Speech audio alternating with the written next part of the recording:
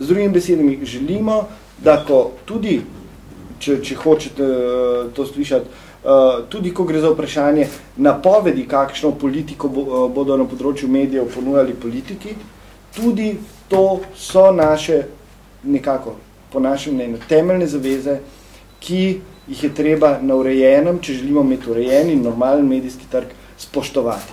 In seveda bomo tudi mi njih, vse politiko kot celoto, opazovali in ocenjevali skozi to. A ne samo njih, tudi sebe, tudi mi smo tisti, ki moramo se s tem soočati, torej novinarji in novinarske organizacije, ne nazadnje, in seveda tudi založniki. Vsi smo na slabšem, če namerava to še trajati. Vsi. Politika za verodostojnostjo, založniki za manjšimi uspehi podjetij, novinarji z svojim socialnim in seveda profesionalnim položajem in na koncu, in to je najbolj bistveno, prebivalke in prebivalci Slovenije.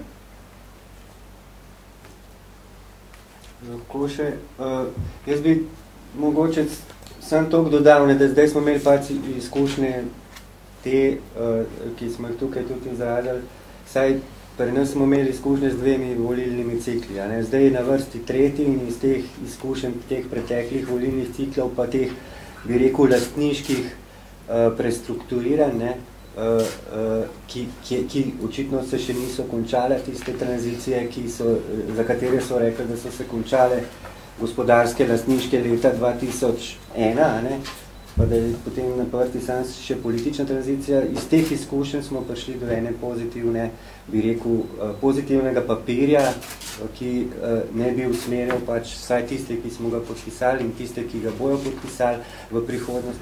Pa boste stranke in recimo tudi varuhinjo pozvali k odgovoru ali pa boste čakali? Mi nismo aktivni udeleženci politike. Sindikat jih bo pozval. Konkretno vse liderje političnih strank, da se do dokumenta opredeli. To je pač sklep sindikalne skupščine novinarske. Usmeritve so dosti načelne, dosti nepristranske, neutralne, da jih ne moramo kateremukoli recimo naprtiti. In tudi smo imeli že nekih par izkušenj, bi rekel, tudi v okviru Grimsovega odbora, ko smo obravnavali avtonomijo, in v primeru še prej konkretno z nosilci oziroma teh združenj smo imeli tudi še par sporov in teh sporov nismo želeli vključevati v ta, bom rekel, načelni dokument. So pa, mislim, je pa odprt za celo javnost, lahko pristopi kdorkoli, tudi Društvo slovenskih pisateljev ali kdorkoli že, in je zadeva odprta za vse. Hvala. No, veseli, vsakega pristopa.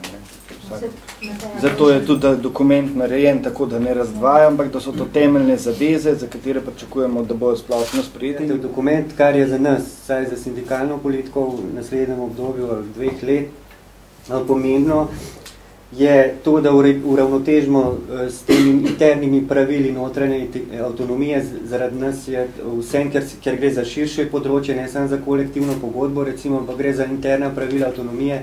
Če jih ni mogoče s kolektivno pogodbo, jih moramo pa zakonom rešiti. To je vzpostaviti neko ravnotežje v trikotniku izdajatelj, uredništvo, javnost. Zdaj, v tem trikotniku je bilo z zadnjimi 2 spremembama zakonodaje leta 2001 ali 2002 je bila prva, so izrinali javnost ven, so izrinali avtonomijo uredništva iz zakona ven. Takrat, če se boste spomnili, so imela uredništva pravico samo organizirati se in pravila samo organizacijo samo postavljati. Drugo, kar je bilo, je bil tudi, mislim, da je bil instrument soglasja pri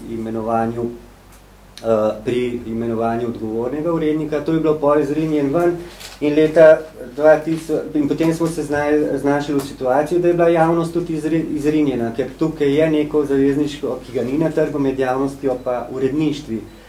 No, za ta interna pravila, to je z našega stališča precej pomemben, zaradi tega, ker vpliva tudi na delovnopravni status in poklicni status novinarja, konkretno pri izdajatelju. Drugo, kar je za nas pomembno, je pa področje svobodnjakov, se pravi svobodnjaško delo. Tukaj se nam zdi pa izjemno pomembno zaradi tega, ker je vse manj novinarjev oziroma vse manj izdajatelji ponujajo pogodbo o zaposlitvi. Imamo pa velik segment trga svobodnjakov, recimo od 800, po minimalnih ocenah, jih je 1/3 prisilnih, 1/3 približno je takih navideznih, se pravi taki, ki imajo nezakonite pogodbe v sodelovanju in mi po ocenah naših je približno 1/3 takih, ki so na ta status pristali prostovoljno in se o njem tudi enakopravno pogajali z izdajatelji.